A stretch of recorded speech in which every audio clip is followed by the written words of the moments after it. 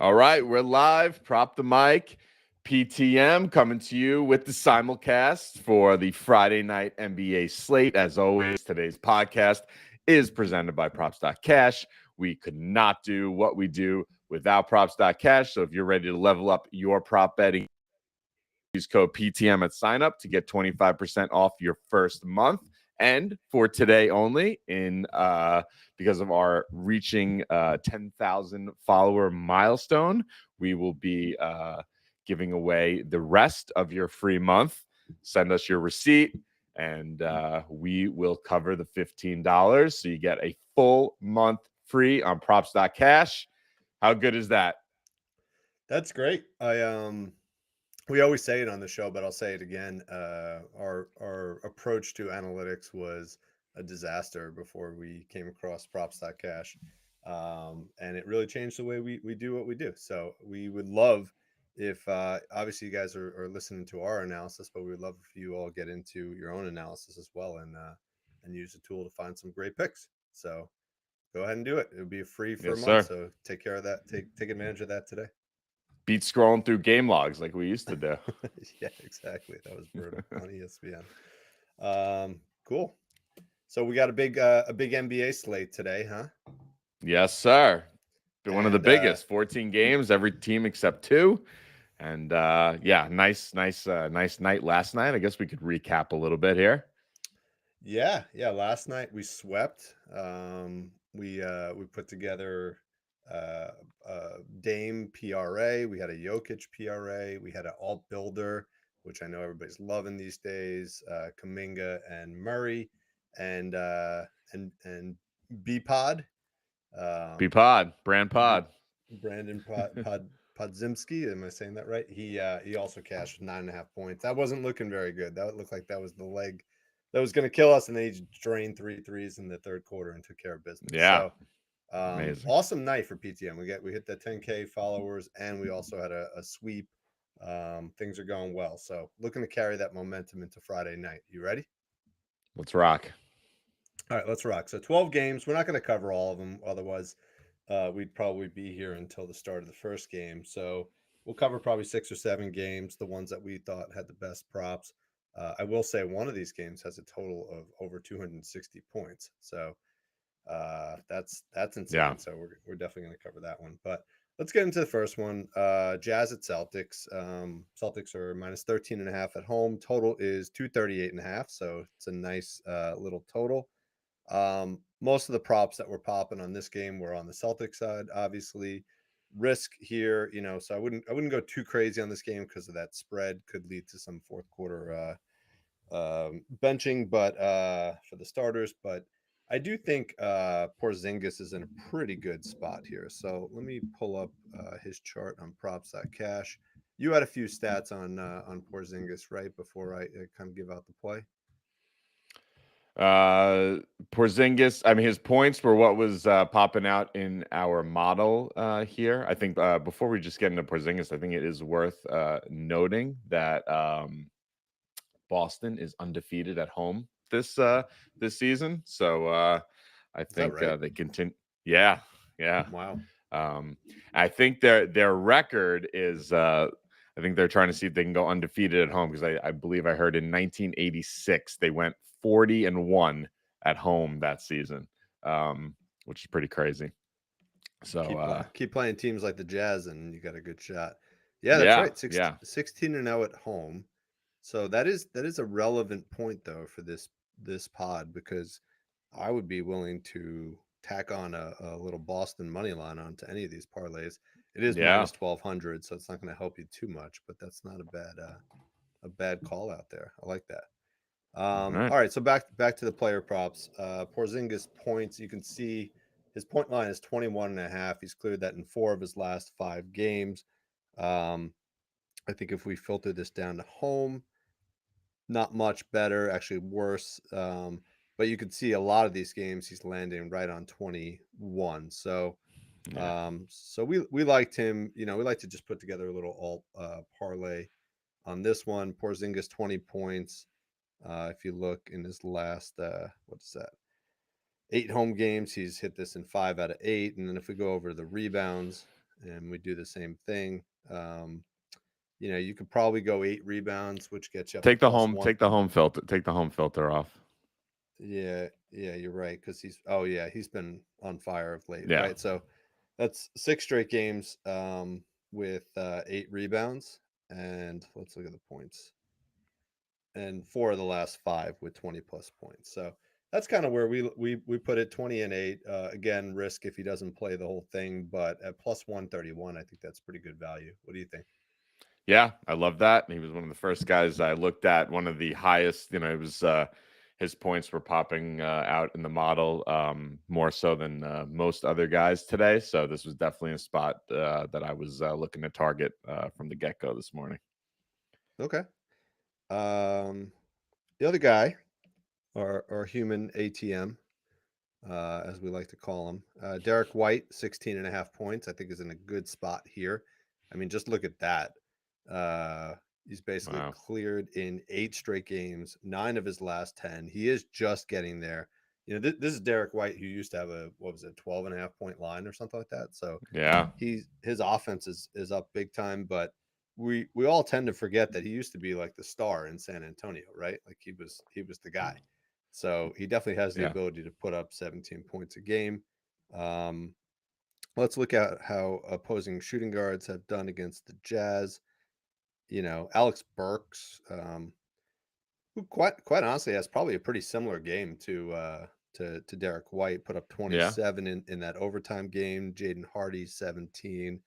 Tyler Hero, 25. Vassell, 22, and Gary Trent, 16. So lots of guys clearing in the last week or two. So I think White's in a really good spot to clear this 17-point line. You like it? I like it. I like all that green. All I'm right, confident. cool. Let's move to the Jazz side. I know you liked a play on Markkanen, right? Yeah, his rebounds were popping out in the model here. His line's 7.5. It was plus money on FanDuel, plus 106. He's cleared this in 9 of his last 12 road games. He had 10 against Boston at the end of last season, March 18th. Obviously not the same Boston team, but some of the big players are more or less the same. Last 6 of 8 with 1 day rest on the road. Seems like he's getting to double digits a lot there. I think this is a good spot, and in the model it's popping out. So I'm going with it. Yeah, seems pretty good. How have power forwards done against Boston? Not amazing. So that does definitely concern me a little bit. The last guy to put up like any significant rebounding totals was all the way back in December 17th. Bancaro put up 10. Sorry. And Trace Jackson Davis on the 19th put up 13. So that does concern me a little bit. But the road splits look pretty good. So play either is straight up, or he did show up on our alt list for 6 rebounds. So you can also take him down and play him as part of a parlay. I think it's worth noting forward's not great, but since December 1st, Boston has allowed the most rebounds per minute to opposing bigs, and Markkanen, Markkanen will play. He's big enough that I'm pulling up now to see how many minutes here he's. I mean, first of all, he's 7 feet tall, so he's probably the tallest power forward in the league. Now that Wemby's shifted to center, so I think I think he really is the center. Kessler is. I don't see any props out for him. I don't think he's playing big minutes, right? No. I mean, Markkanen's bigger than John Collins. He's played 3% of his minutes at center, 62% at power forward this season. So, I think that's relevant a bit. Let's go with Markkanen, 7.5 rebounds. All right. I got one more to surprise you. We didn't talk about this before the show, but how about Fontecchio for 3.5 rebounds? If you look at his last 3 games, 7, 6, and 7. So recent trend. Look at that. If you look at his minutes, 30, 29, and 35. So if we just filter to 29 plus minutes this season. He's cleared in what is that? 7 out of 9 games. So 7 of his last 9 games. Let's get the whole season. Yeah, so 7 out of 9 games, and he's clearing by a good margin. So I think there's some value here. I think he wasn't really popping in our models because we look at the season long at this point. But from a Mm-hmm. recency standpoint, if he's projected to get 30 minutes tonight, this could be a good value Mm-hmm. play as well. Yeah, he's not. I mean, I'm looking. He's rebounding wise, just in general. He's not. We're looking at a 24th percentile rebounder here, but I think you can't argue with those last 3 games. I'm Yeah. liking that. What was that? 7, 7, 6, and 7. Something's going on there. I guess the minutes are up. That's what it is, Yeah, right? the minutes are up. I mean, I'd even contemplate putting like take the risk down, put like a quarter unit and take him up to 5 rebounds because if he has cleared, he's gotten 5 plus rebounds in all of them. So 4 rebounds is 132. 5 rebounds is probably over 200. So maybe a Usually quarter his unit. threes are good, right? Yeah, he's had 3 threes in each of the last 2 games. He could put it Yeah, with two something like threes, that. 2 threes, and some rebounds on Simone. All right, that's enough with the Jazz. Let's go to the Hawks and Pacers. Pacers are -3.5 in the game at home. Total is 262.5, or at least it was earlier today. I'm sure this line's going to move around a lot because those are like record-setting totals. Yeah, I Um, don't recall anything ever being that high, right? yeah, I think the record used to be earlier this season. It was like 250. Then these two teams Yeah. played and they scored like almost 300 points. I think it was. So, what do you like in this one? So I like 2 plays on the Atlanta side that are really popping out. Jalen Johnson has been on fire since returning from injury here. I like his PR. Both points and rebounds were popping out big time in the model. 26.5 PR. His 3 games since returning from his, I don't know, he was out for about a month.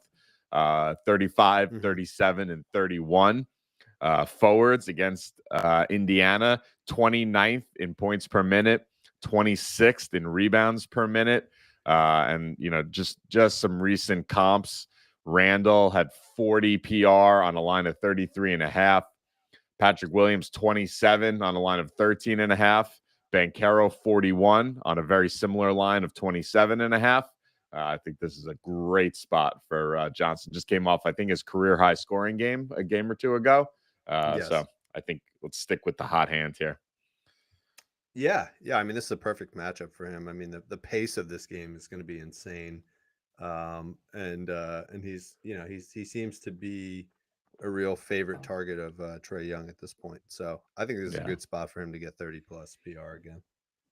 Yep.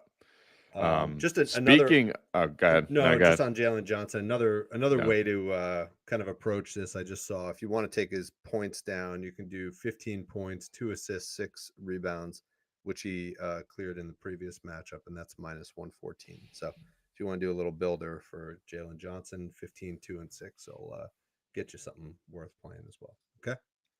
Nice. All right. What else you got in this one? So speaking, you just mentioned my other play in the game, Trae Young. With so many points to go around, I like his PA. Let's put the points and the assists together. It was -120 on FanDuel when they played back on November 21st. He had 46 PA in that game. He's cleared in 8 of his last 11 games, averaging 43.5 PA over those last 11 games.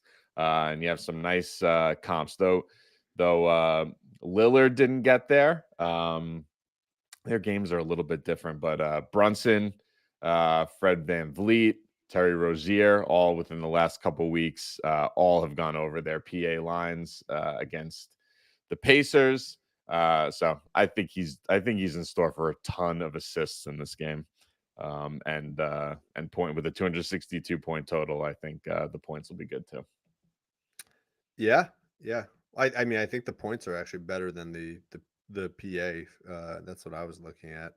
I mean, you get the same hit rates, but when he played against Indy, he didn't really have that many assists. What did he put up? Let's see. I think he had 8 assists, maybe. 8. Yeah, 8. 8 Yeah. assists. So most of that was the 32 points I was getting, 30 plus points was getting him over. But still, you don't really want to. You never know with Trey. He could put up 15 assists. So I think it's worth tacking those on.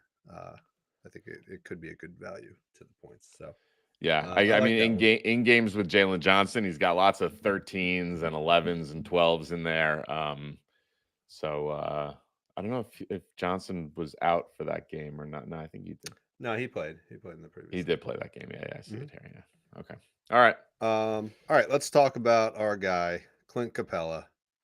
Wouldn't be a pod without Okay. talking about Clint. 14 points against Indy. His line today is 12 and a half. If you look over his last 10 games, he's been scoring. His scoring's been up, but in the last couple, really since Jalen Johnson returned, it looks like his scoring's kind of back down to like 12, 11, 12. But I just think with the pace of this game, I think it's a good opportunity for him to, get over 12 and a half points. I also, what I liked, I didn't really dig into why, but he scored 14 in the last game. But if you scroll down, he only played 18 and a half minutes.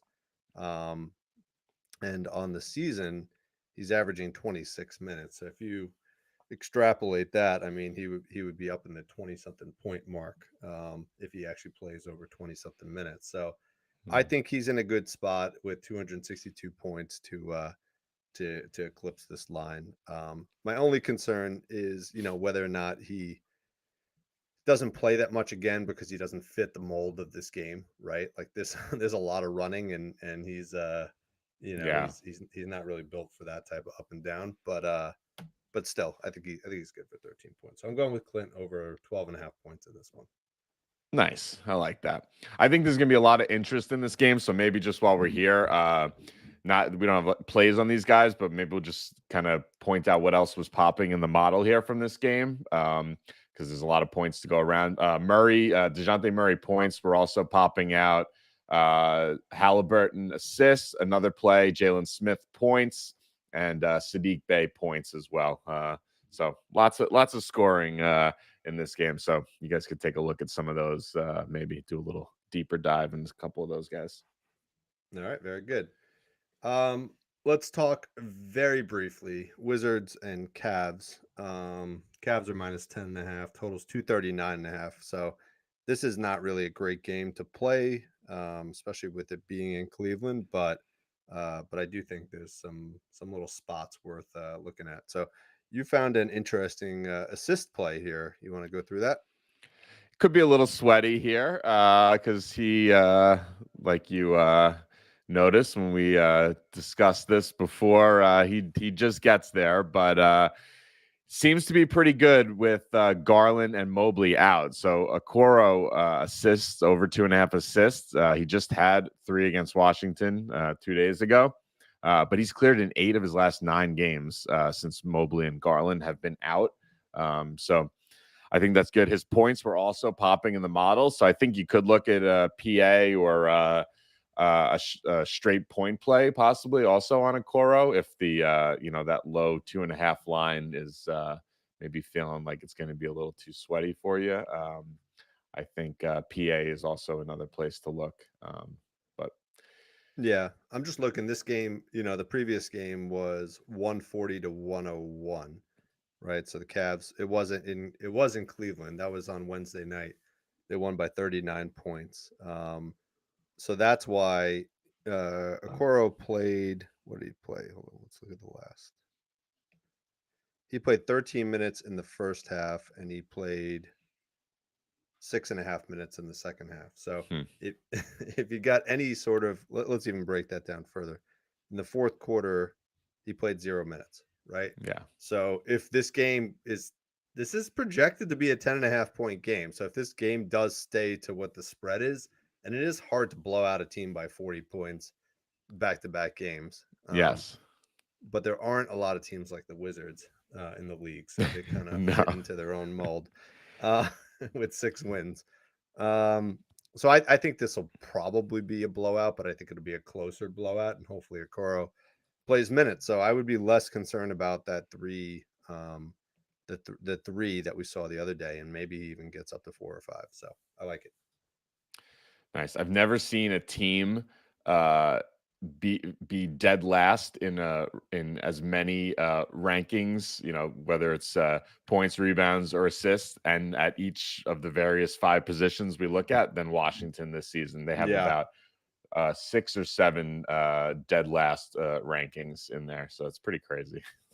Yeah, if Washington's playing, we pull up our model and there's like 7 players that automatically pop up for the team against Washington. So it's actually hard to choose which player is going to dominate. But but one player that I think will do pretty well again, Jared Allen.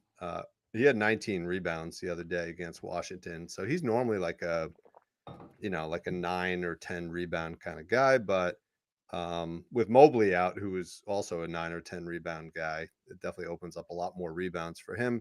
And if you look over the last 5 games, his rebounding has been pretty incredible: 17, 23, 12, 11, and 19. So I think that's pretty good data. I love this play to go off of. So I think 13 and a half rebounds is pretty good. Let's also look at his minutes. He didn't play very much. He played 29 minutes, which I guess is, it's a lot, but it's still probably 5 or 6 minutes short of what he normally plays. Fourth quarter, he also didn't play any minutes. So again, if this game's closer, he's probably going to play 34, 35 minutes. So I could see him ending up with close to 20 rebounds in this game. Let's just look real quick at some comparable centers for rebounds. We got let's go up to the top. Yeah. We got Allen with 19, then we got Capella recently with 17. We got Nick Claxton with 12. Going a little further back, Ayton with 16, Sabonis with 13, Nurkic with 17. So they really got nobody who can keep up with him. So I think he's good for another 15 plus rebounds tonight. Like it? Yeah, seems good. All right. I'm going to throw one more curveball at you on our model. Actually, projections. Gafford was actually popping for rebounds. Let's see what he did the other day. 5 rebounds. Why is he popping on the model? All right, never mind. We're passing. You sure he was? Gafford. I didn't. Oh, yeah. I thought he was, but never mind. All right, let's go to the first. We got a question here nice. From Black Bleach. What's up, buddy? Spida, 30 piece in this game. What do you think? Let's see. I didn't really look at him. I mean, he is in a great spot. His rebounds were popping in the model. They were popping the other day, but he only his rebounds are always popping in the model for some reason. He only put up 22 points the other day. And let's see how many minutes he played. Played 24 minutes. 4 minutes though. So that's the concern here. Yeah. Let's see what first half. He had 14 points in the first half in 16 minutes. So he was projecting for a 32-minute game if it was close. Second half, 8 points in only 8 minutes. So great play. I don't know. I feel like I would not take the risk on this one, given what this game could be. So I would pass. Yeah, agreed. I would pass. But great question, and thanks for delivering on your promise last night. I know I asked you to join the pod, and you did, and asked a great question. So thank you. All right, let's go on to the ESPN game. Knicks at Sixers. Sixers are minus 6.5, and the total is 231.5. We didn't actually have a lot in this. I think the only one I wanted to just talk about was Embiid. So Embiid has actually had, you could put Embiid 30 points and 10 rebounds for minus 130. He's actually cleared 30 points in 15 straight games, and he's cleared 10 rebounds in 14 straight games. So together he's cleared 30 and 10 in 14 straight games. So that's an opportunity. It kind of seems insane playing that sort of line at minus 130, but if you are going to play something, Embiid might be a good spot. Another one that I wanted to get your opinion live is Hartenstein for 7.5 points. What do you think about that, Tom? Hartenstein for 17.5 points. So 7.5. 7.5. sorry, 7.5. I think it's good. The one place you can really target, which Philadelphia, kind of interestingly, is against with opposing bigs. 24th overall in points per minute, whereas all the other positions are like 10 or less. So bigs, especially since December 1st, have been able to do some scoring against Philly. So I don't know. Let's pull up the his charts here and we can take a look. Yeah, I'll just while I get this up, Holmgren had 33, Jovel 19, Horford 20, Gafford, we were just talking trash on, 18, Capella 15, Wiseman a had couple 20 games, and 10, yeah. Jokic 23. So, oh no, sorry, that's Vucevic 23. So, Bam 26. Yeah, Şengün 28. So, I think it's a good spot. I don't know if what it says about Embiid, maybe he's just using all his energy on offense, but definitely seems like a good spot for Hartenstein to get 8 points coming off of a 10-point game. But the minutes are huge. I mean, since Mitch went out, he's playing 30, 35 plus minutes, it looks like. So the only thing is, does Precious now come into the rotation a bit more now that he's had a week to kind of go through some practices and whatnot? I don't know what Tibbs's plan is. Usually he's not looking to get many guys involved. He likes his 7-8 man rotation and that's it.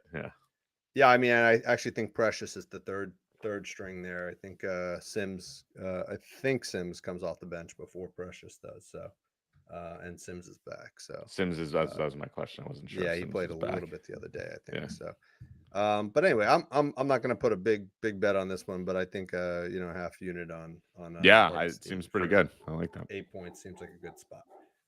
All right, let's move on to the Clippers and Pelicans. Pels are plus 1.5 at home. Totals 230.5. This should be a good game. Both these teams are playing pretty well of late. What do you like in this one? I think we just had one or two picks, right? Yeah. Paul George points was what was popping out here. I think you could also look at some threes because that was the portion of his game that was really driving this play. But I like his points. Just trying to find my notes here. Over 23.5 points is minus 102 on FanDuel. New Orleans allows the fourth most points per minute to opposing forwards since December 1st. He played on November 24th. They played New Orleans, and he had 34 points in that game. And I see him having another big game again here. Clippers things seem to be clicking for them. And I think I'm loving Paul George in this game. Would you think about bringing this down to 23 it goes from minus 106 to minus 136? What do you think? Yeah, I see why you're asking. Yeah, I could do that. Or maybe, I don't know, you want to look at I got a solution for you. I think it's what you were going to just say. Sorry for interrupting. No, go for it.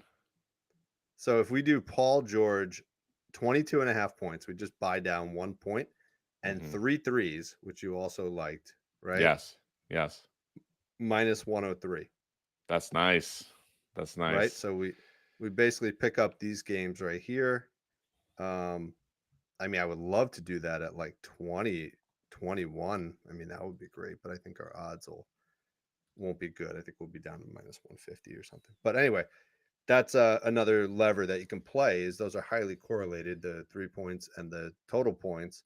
So if you want to bring this from 23.5 down to 22.5, add some threes, you could probably even bring it down to 21.5 and still get it for like minus 130, minus 120. So just I'm looking at my little 3-point matrix here. New Orleans, since December 1st, New Orleans has actually allowed the third most made threes to opposing forwards in the league. So I think this is definitely a nice spot for PG here. Could be a good spot. All right. We had a lean on Zubac You want to go through that? Take it away. All right. So we liked we liked his points at 10.5. Tom and I were talking about this before the show. He seems to really be excelling with Harden running the point, and especially of late, you could see all these these big games in the last 10 games. He did have 6 and 6 in the last 2 games, so that was concerning me. But we went down on props.cash and looked at the bottom of the screen, and we saw that he had 4 and 5 fouls. And that you can actually, this is something I do when I see 4 and 5 fouls. I also look and just see, were they in the first half or were they in the second half? Like, what quarter did they come in? Because if they come early in the first quarter or something like that, then that's probably an indication that that their playing time was messed with, and they got out of rhythm, and then they ended up playing outside their normal rotation, which could be him on the floor without Harden or something like that. So I think it's a lean. I think it's a decent play, but just want to throw it out there because it was something that we saw before the game. And centers, versus versus the Pelicans is decent. I mean, you had Sharp with a 12-point game. You had AD with 20, Walker Kessler with 11. So I don't think it was strong enough for us to play, but I just wanted to point it out there in case you want to play with the alts on that one. Okay. Nice. All right, let's go to the Heat and Suns. We had Suns minus 4.5, totals 230.5. Jimmy Butler is out again tonight. We just had one play in this game, and that was on the Suns side. What do you like there? So we were liking Nurk here over 10.5 rebounds. Got it at minus 113 on FanDuel. I was just looking super recently. The last 2 centers to play the Heat, AD had 17 rebounds on a line of 12.5. Zubac, who we just spoke about, had 12 rebounds on a line of 8.5. Nurk's cleared this in 7 of his last 10 overall, 6 of his last 8 at home. So I think this is a nice spot for him to get there against Miami without Jimmy. Yeah, and even in the month of December, Vucevic had 11, Rudy Gobert had 16, Capella 10. So you got a lot of data points of guys around that 10 rebound mark. I don't know what impact Durant has on him, but Durant was out for a couple games. It looks like Durant could be back tonight, I think. I'm not sure. He was game time decision. So I would just keep an eye on that as well. But it does almost look like he rebounds better when Durant is playing. Yeah. So, all right. Let's go to Pistons and Warriors. Warriors coming off of probably the most heartbreaking loss of the season last night. They had a monster lead. They were playing the best game of their season, right? Like they were just dominating Denver. Yeah, they were up with 18 points with like 6 minutes to go. It was something like that. And then Denver just clamped down their defense. The Warriors couldn't score. The Warriors defense, which was pretty good, couldn't stop anybody. Aaron Gordon was dominating. Jokic was dominating. Jamal Murray was hitting every shot. And all of a sudden, Jokic has the opportunity to win the game and bangs in one of those like over the head 3-pointers that he's become very good at doing. So them giving up 9.5 points to the Pistons, who are actually not good, but they're playing much better of late, I would say. So that to me in itself seems like an opportunity. Either the Warriors are going to come out and just beat the daylights out of the Pistons, or the Pistons are going to win this game. Like, I think it's going to go one of 2 ways. The Warriors might just be like almost at the point of breaking this thing down. So what do you like in this one? Anything with weird reports coming out today too, when Kuminga complained he's lost faith in Steve Kerr. Like, I don't know what's going on over there. And Draymond's back in the building now, so I mean, who knows? You blame the kid. I mean, he was playing the best out of anybody in the first half, and except Clay maybe, but yeah, Clay was playing pretty good. Clay was actually, Black Bleach just said here, Clay beat those washed allegations last night. Yeah, I guess so. I think Clay's at the point of his career where he's he's got like one good game a week in him. The rest of the games, I think he's still going to continue to look washed, but he's got one or two decent games a week in him, I think. Yeah, the problem is, in order for them to be competitive, they need him to be good 4 out of 5 games. Exactly. Right, and that's why they're losing. So, Yeah. we had just one play, right? We like Jalen Duren on this one. I think you were on the rebounds. I was on the points. I mean, we ultimately decided to put it together, I think, and go with the PR, right? Isn't that where we landed? I believe so. Hold on. Yeah. So one of the books has it at 25 and a half, 26 and a half. I think you can get it on DraftKings as low as 25 and a half for minus 120. If you look, 29, 28, 27, 29, 35, just missed against Houston, 25, and then 27 against Utah in a game where he really didn't get that many rebounds. But then if you look at centers with recent comps, obviously Jokic dominated, but we're not even going to use that as a comparison. Uh, Mo Wagner and Goga Batazzi in the same game put up 17 and 20 PR. Derek Lively, who's probably a pretty good comp here, put up 26. Bam 28 and Jokic 40 and DeAndre 8 and 19. So I think a lot of good recent comps. The Warriors have no size. They're going to be tired after last night. I think the Ren's in a great spot to probably put up like 12 rebounds and 14 points, something like that. Yeah. What do you think? Nick Claxton, another one, had what do you have here? 31 PR. Yeah, this is I'm liking this play quite a bit here. All right, let's move to the second ESPN game. We got Grizzlies at the Lakers. Lakers are minus 4.5 at home. Total is 226.5. We're going with a lineup change play here. Austin Reeves was recently inserted into the starting lineup. It looks like D'Angelo Russell is on his way out again, right? Is that how you're Yeah, reading he'll be that? traded. He'll be traded. Yeah, they set up his. I don't know all the details, but I know that his contract is set up in a way that he basically that made him very tradable this season to try to make a move to bolster their lineup in other ways. So yeah, he's on his way out. He's run out of places to go. He's already on round 2 in LA. So I don't know. Probably the Clippers will take him or something.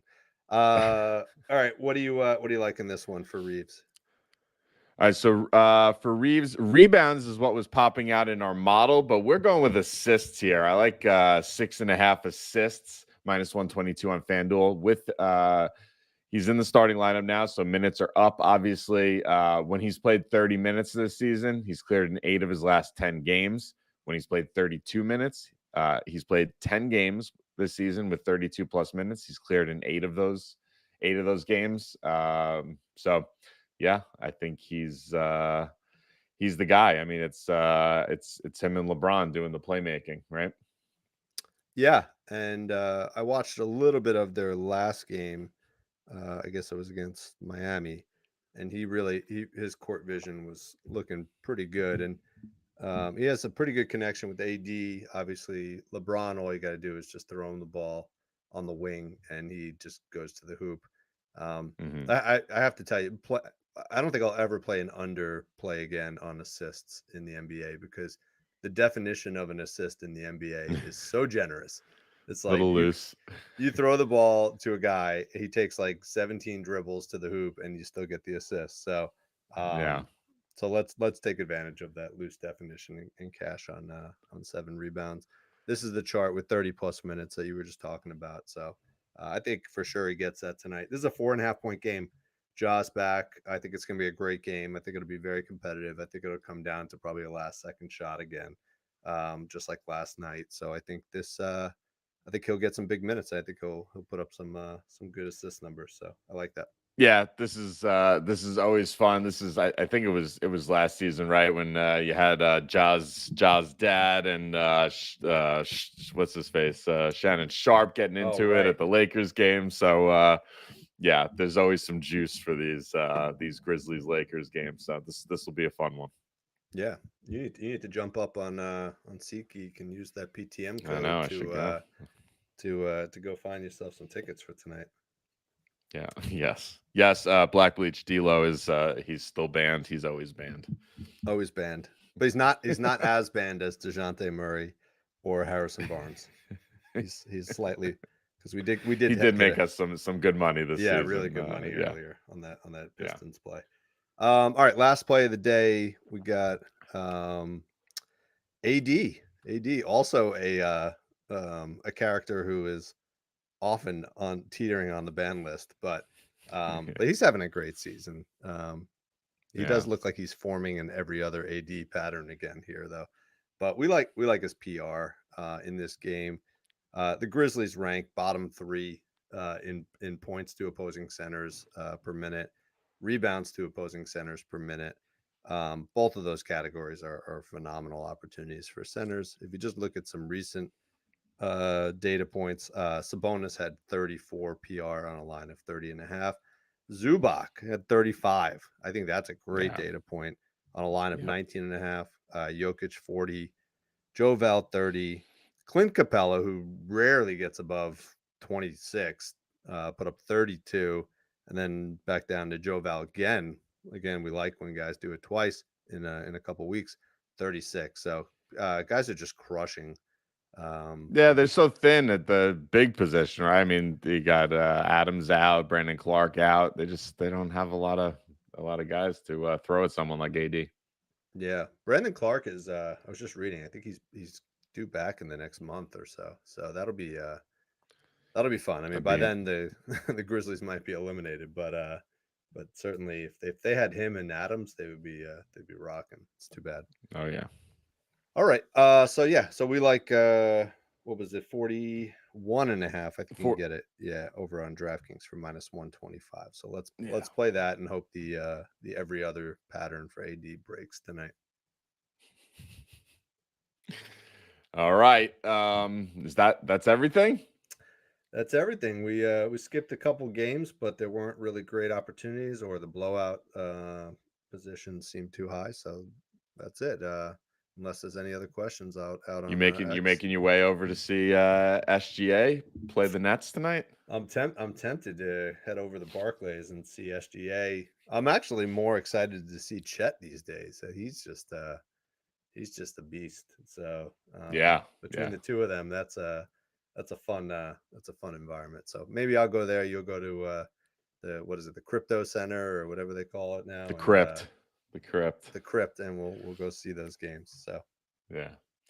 Nice. All right. Well, we just got before we sign off here, Black Bleach is asking Harden rebounds and assists. You want to take a look real quick?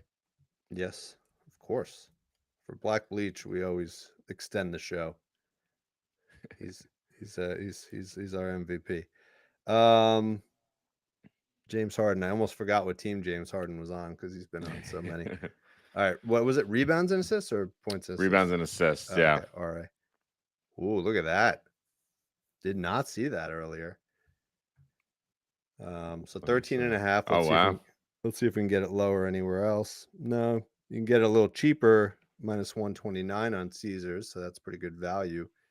Let's just break it down into its components. If you look at just rebounds, yeah, he's consistently around 4 to 5 rebounds. If you look at assists, consistently at 8+ assists. So I think this is a great play. The only thing I would always say, if you find a guy who's this consistent, I would also look at whether or not you can get better odds breaking this down into its components and parlaying them together. So instead of playing the RA at 13.5, you can go to the rebounds, maybe play that at 4, which he's done in 9 out of the last 10, and the assists, and play that at 8, which he's done in 9 out of the last 10.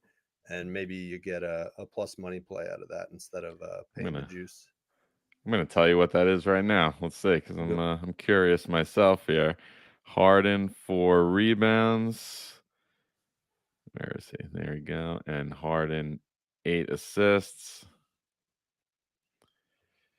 And you got a -117. -117. So that's better than the -130 you paid on Caesar. Only other data point, 10 assists against New Orleans when they played earlier this year, 5 rebounds. So he cleared both of those. So that would be the route I would suggest if you want to get better value. You basically are getting an RA of 12 instead of an RA of 14. and you get better odds. So go for that.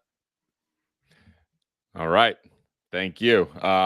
We got a comment here from Dark Skin Yenny. Blessed to have come across you guys. Lessons of brain work I have to do. Awesome. Glad to help out. And he's asking how frequently do we podcast?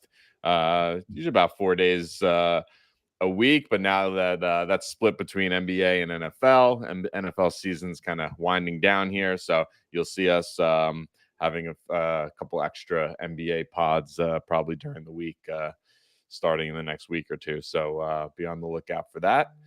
Great pod today, Dave. Yes. Congratulations again on 10K. Very excited. We were both very excited to reach that milestone. So that was super cool. Thank you, everybody, for your support. And I think we're all ready to make some serious money on this gigantic NBA slate tonight. So thank you, everyone. Have a good weekend.